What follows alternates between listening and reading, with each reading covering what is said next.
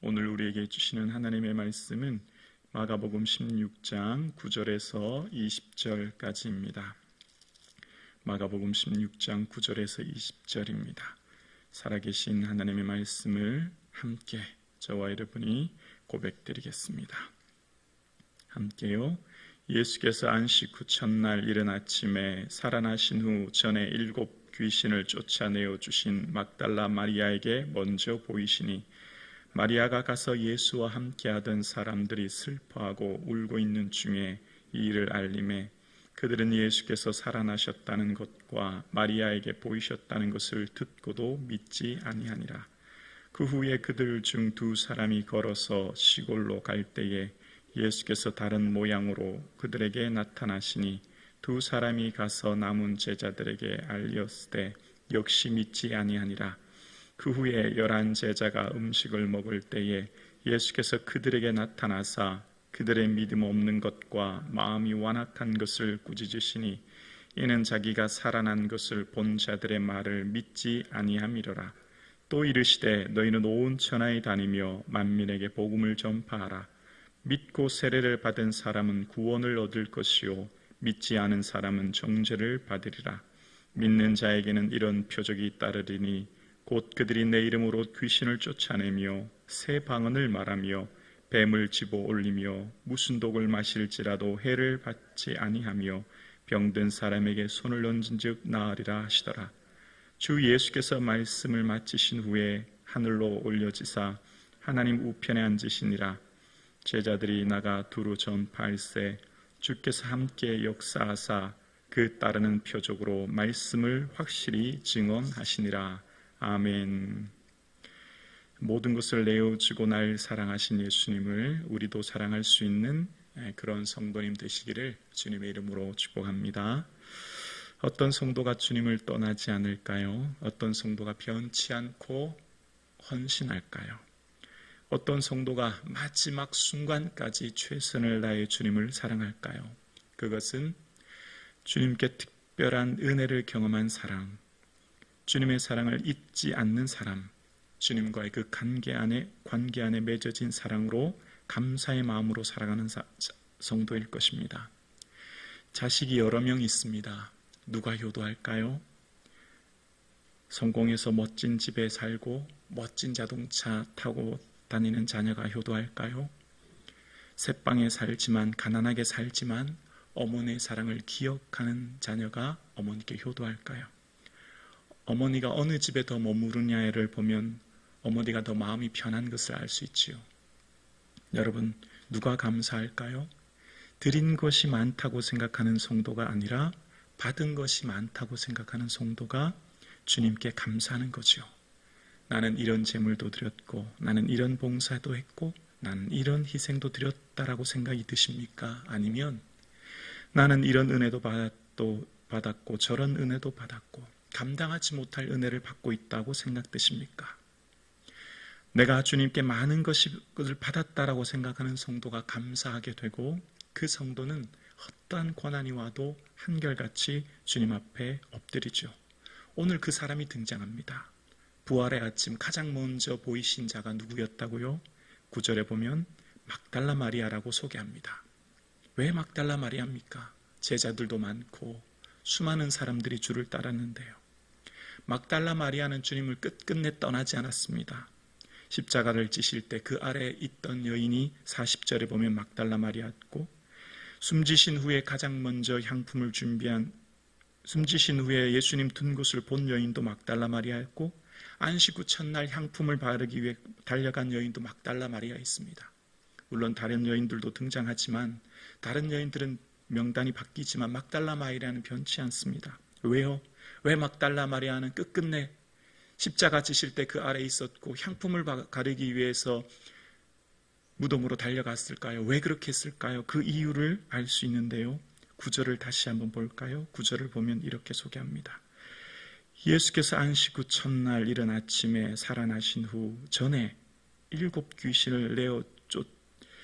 귀신을 쫓아내어 주신 막달라 마리아에게 먼저 보이시니 라고 이야기합니다. 막달라 마리아를 소개할 때 전에 7 귀신을 쫓아내어 주신이라고 표현합니다. 어디서 어떻게라고 하는 정확한 내용은 알 수 없지만 오늘 본문의 내용상으로 보면 예수님께서 막달라 마리아의 7 귀신을 쫓아주셨음을 알 수 있습니다. 여러분, 일반적으로 귀신 들린 사람 복음서에 보면 어떻습니까? 정상적인 생활을 할 수 없습니다. 고라사 귀신 들린 사람 경우도 그렇지 않습니까? 무덤 사이에 거하며 쇠사슬로도 그를 제어할 수 없는 비이성적인 삶을 사는 사람, 모두가 두려워하는 사람이 귀신 들린 사람 아닙니까?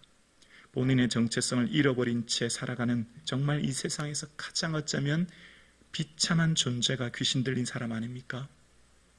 세상에서 가장 버림받고 천대받는 사람이 귀신 들린 사람 아닙니까? 모든 사람, 심지어는 가족마저도 그를 어찌할 수 없는 사람이 귀신 들린 사람 아니냐고요. 그런데 그런 그를 주님께서 고쳐주신 거예요. 막달라 마리아는 이 은혜를 잊을 수가 없는 거예요. 모두가 다 예수님 십자가 지실 때 침뱉고 조롱하고 저주했지만 자신만은 그렇게 할 수 없었습니다. 왜냐하면 내게 7 귀신 쫓아내주신 그 은혜 나는 결코 잊을 수 없거든요. 그래서 예수님이 십자가 지시는 그 고통의 현장에 지켜보고 있었고, 예수님 돌아가신 후에 그 무덤 둔 곳도 보았고, 마지막 안식 후 첫날 향유도 가지고 갔습니다. 왜냐하면 나는 결코 그 은혜 잊을 수 없거든요. 세상 모두가 예수님을 다 비난하고 저주하고 조롱해도 나는 결코 그 은혜 결코 잊을 수 없는 자이거든요. 특별한 은혜를 경험한 사람이 그 사람과의 관계를 잊지 못하기에 어떤 상황에도 주의 곁을 떠나지 않지요. 왜냐하면 받은 사랑이 있다고 하는 사람이에요. 오늘 함께 예배 드리시는 성도님, 여러분은 주님께 드린 것이 많습니까? 아니면 받은 것이 많습니까? 받은 것이 많죠. 주님께 주신 거에 우리는 1000분의 1, 10,000분의 1도 다 보다 못하는 게 우리 인생 아닙니까? 어떤 사람이 주의 곁을 떠나고 어떤 사람이 마지막을 지키지 못할까요? 내가 한 게 많다고 생각하는 사람이에요. 내가 드린 게 많다고 생각하는 사람이에요. 막달라 마리아는 그렇게 생각하지 않았어요. 나는 살아갈 수 없는 7 귀신 들려 세상에서 가장 비참한 존재였던 내게 주님의 은혜 부어주셨고, 그래서 주의 곁을 언제까지나 떠나지 않았죠.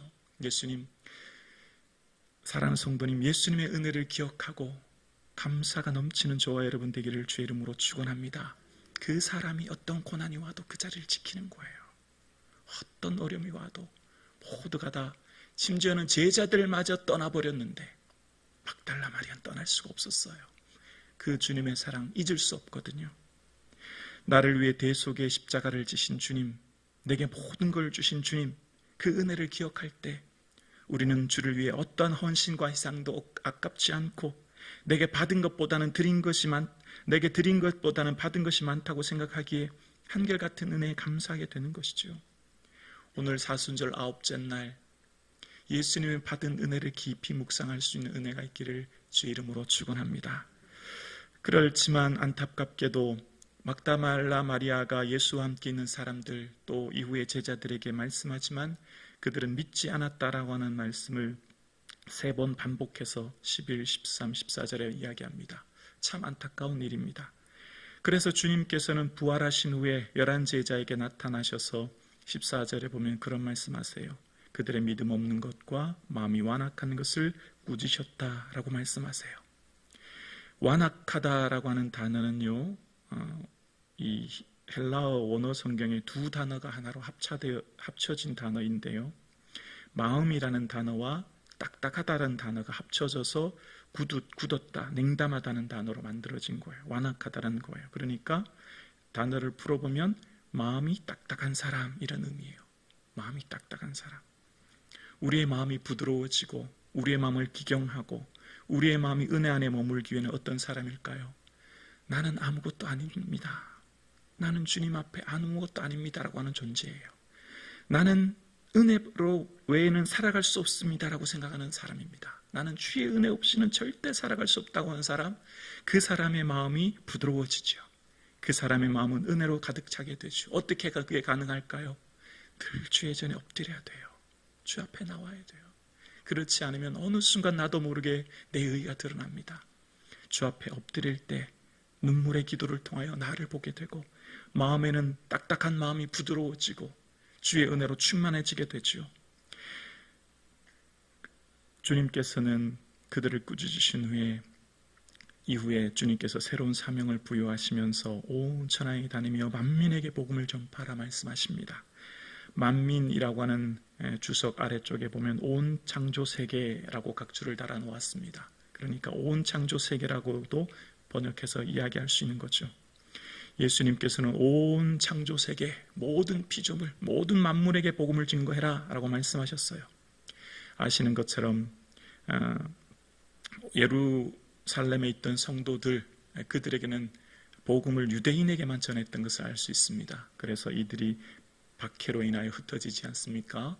그래서 박해로 인해서 흩어질 때 복음 증거하는 상황을 보면 사도행전 11장 전반부에 보면 베니게와 구브로와 안디옥까지 이르러 유대인에게만 말씀을 전하는데 그 중에 구브로와 구레네 몇 사람이 안디옥에 이르러 헬라인에게도 말하여 주 예수를 전파하니, 이런 내용이 나옵니다. 유대인에게만 전했던 복음이 안디옥에서 비로소 헬라인, 즉 이방인에게도 복음이 본격적으로 선포되기 시작한 것이 나옵니다. 이제 비로소 복음이 만민에게 전파되어지는 주님의 원래의 뜻이 선포되어지는 내용이 나와요. 바울이 핍박받았던 근본적인 이유도 이것 때문입니다. 메시아는 유대인만을 위해 오셨고 복음은 유대인만을 위해 주셨어요. 결코 이방인에게 주는 복음은 아닙니다. 앞으로 오실 메시아도 이방인을 위해 온 게 아니라 우리 메시아는 우리 유대인만을 위해 오셨다라고 생각했고 그것이 선민사상이었죠.